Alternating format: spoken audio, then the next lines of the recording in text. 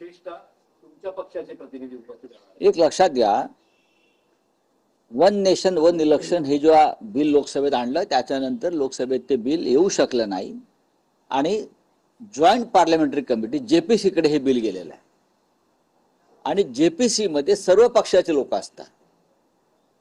आज जेपीसीची बैठक आहे, पहिली बैठक आज आहे जेपीसीची आणि इंडिया आघाडीचे सगळे सदस्य त्या बैठकीतले त्यात हजर राहतील। आमच्या पक्षाचे जे सदस्य आहेत ते अनिल देसाई आहेत, ते त्या कमिटीवर आहेत आणि ते आपली भूमिका मांडतील। नाही, पण अजूनही इंडिया अलायन्स आणि शिवसेना युनिटीचा वन नेशन वन इलेक्शन विरोध आहे। नक्की आमचा विरोध आहे। हे लोकशाही विरोधी आहे, हे घटना विरोधी आहे, हे संविधान विरोधी आहे। भविष्यामध्ये एक पक्ष एकच निवडणूक आणि एक नेता एक निवडणूक, one leader one election, one party one election, अशा प्रकारच्या हुकुमशाहीकडे नेणारं हे बिल आहे किंवा ही योजना आहे।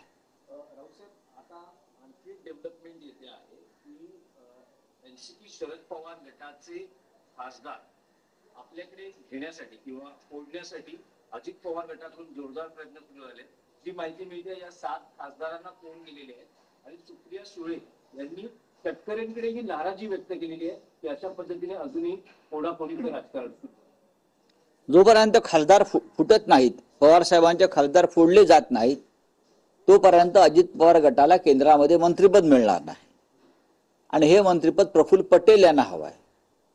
प्रफुल्ल पटेल यांना सांगण्यात आलेलं आहे, जो केंद्रामध्ये मंत्रिपद मिळवण्यासाठी जो कोटा आहे खासदारांचा तो तुम्ही पूर्ण करा, तो तुम्ही पूर्ण करा आणि त्यासाठी तुम्ही किमान पवार साहेबांच्या गटाचे 6 ते 7 खासदार फोडलेत तर तुमचा एक खासदार तटकरे आणि हा 6वा किंवा हे 7 हे जेव्हा तुमचा आकडा पूर्ण होईल तेव्हाच प्रफुल्ल पटेल यांना मंत्रिपद मिळेल।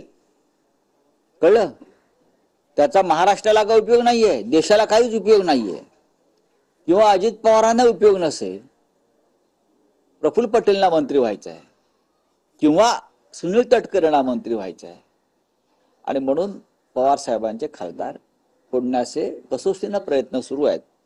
पण हा नीच आणि निर्लज्जपणा आहे। झालं ना, तुम्ही ईव्हीएमच्या माध्यमातून विधानसभा जिंकलात ना, जिंकलात तुम्ही, तरी तुम्हाला अजून फोडाफोडीची तुमची भूक भागत नाही, तुमची हवस भागत नाही। या देशामध्ये तुम्ही काय चालवलाय?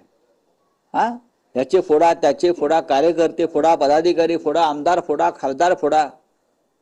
या देशाचं भाग्य तुम्ही लिहिणार आहात का नव्यानं काळ्या कुट्ट्याशाहीत? तेच चाललंय सध्या। जसे एनसीपीचे खासदार फोडण्यासाठी प्रयत्न सुरू आहे, तसंच शिंदे गटांकडूनही अनेकदा सांगितलं जातं की शिवसेना युनिटीचे खासदार आमदार आमच्या संपर्कात आहेत। ठीक आहे,